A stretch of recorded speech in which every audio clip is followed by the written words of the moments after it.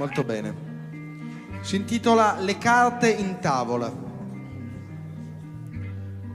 Ho visto donne uscire in lacrime dal proprio parrucchiere, maledicendo tinte messe in piega, tagli, colpi di sole sbagliati.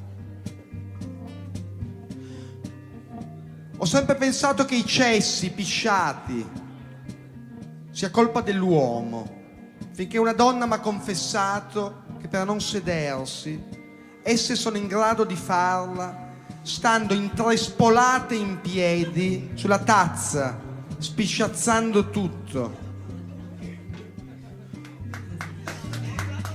Ho visto donne strapparsi l'odiato vello dai loro corpi morbidi, utilizzando tecniche degne di un inquisitore medievale.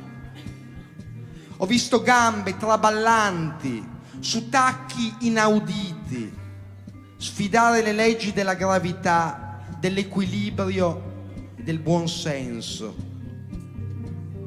Ho avuto più volte la certezza che le borse delle donne siano portali dimensionali verso la sfera dell'entropia. Quasi tutte le donne si guardano di nascosto su qualsivoglia superficie riflettente ogni qualvolta si presenti l'occasione per vedere se sono belle. Se la tua donna non lo fa mai, preoccupati, potrebbe essere una vampira.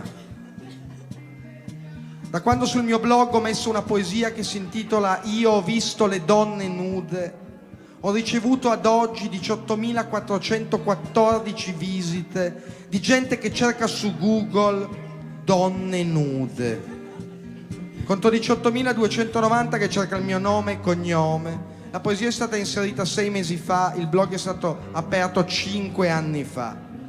Immagino che chi cerca donne nude su internet all'alba del 2011 non possa avere più di 12 o 13 anni.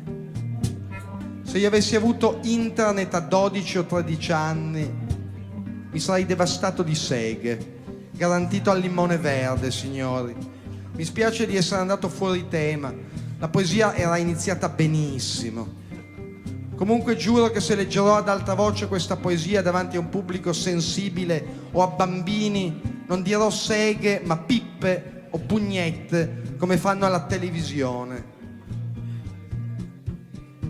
Io per avere quasi 40 anni ho visto pochissime donne nude vere, pochissime ne ho baciate, pochissime ci ho fatto all'amore.